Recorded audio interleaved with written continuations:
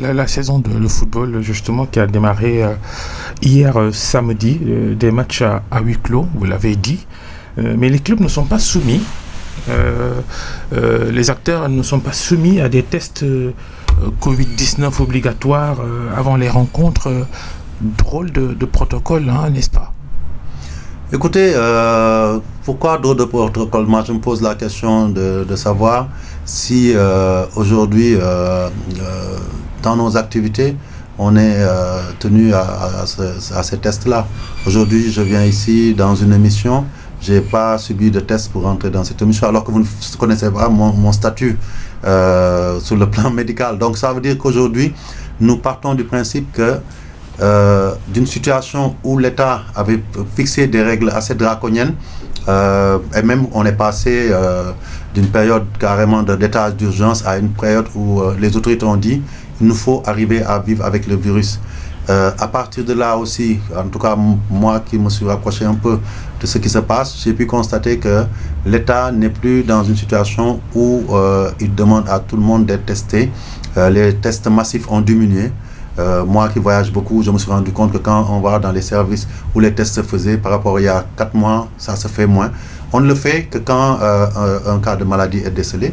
Et nous avons aujourd'hui un accompagnement de l'État avec le ministère de la Santé, mais aussi des médecins qui gravitent autour du football, autour du sport, pour mettre en place un protocole qui nous permettra de jouer dans des conditions sécurisées, étant entendu que, comme vous l'avez pu le suivre, le comité exécutif, mais aussi la Ligue professionnelle, la Ligue amateur ont pris une batterie de mesures qui nous permettront de compétir.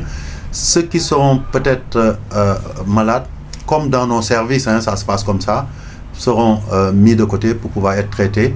On protégera ceux qui seront en contact, mais le football continuera parce qu'on a pris des dispositions pour élargir le nombre de joueurs qui peuvent participer à ces matchs-là, pour que, comme la FIFA l'a fait, comme la CAF, mais aussi dans d'autres confédérations, le football puisse continuer tout en se préservant du mieux que nous pouvons de la maladie. Alors, des rencontres du championnat sénégalais hors protocole CAF, hors protocole FIFA? Non, pas du tout. Nos protocoles s'inspirent largement des protocoles FIFA et CAF. Ça, c'est clair. Alors, on voudrait bien comprendre ce huis clos-là. 90 personnes maximum autorisées dans les stades, 15 journalistes seulement, c'est pas le plus grave. Mais vous savez, sans test, ces stades peuvent devenir des sources et des souches de contamination. Écoutez, je pense que la prévention n'inclut pas les tests. Je pense que les tests, c'est pour détecter une maladie. Ce sont les mesures barrières qui constituent le rideau de protection contre la maladie. À partir du moment où tout le dispositif de mesures barrières est en place, l'accès des stades, l'utilisation des produits qui peuvent permettre un peu de la désinfection, mais aussi tout ce qui est produit comme les gels antiseptiques pour pouvoir se protéger, pouvoir tuer les germes et les virus quand il le faut, mais aussi la distanciation là où c'est nécessaire. C'est ça qui va nous protéger. C'est pas les tests, puisque faire les tests n'empêche pas d'avoir le virus, parce que si le test est positif, ça veut dire qu'on ne joue pas.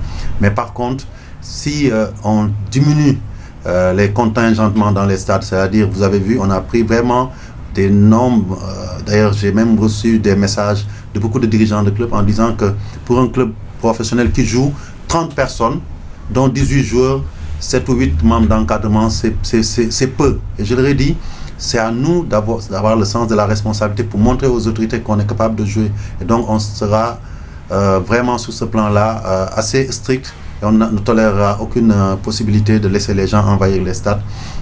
Et c'est pour ça que je pense aujourd'hui que ce qu'il nous faut, c'est vraiment l'apport et la contribution de tout le monde, qu'on comprenne que c'est un défi qui est lancé pour le sport et que nous devons montrer aux autorités, montrer aux Sénégalais que le sport peut se dérouler dans des conditions optimales en minimisant le risque de contamination, et avec des stades qui peuvent accueillir jusqu'à 5 000, 6 000 ou même voire 10 000 places, 10 000 personnes, où on ne met que 90 personnes, je pense que le risque de contamination est vraiment réduit à sa plus simple expression, à mon avis.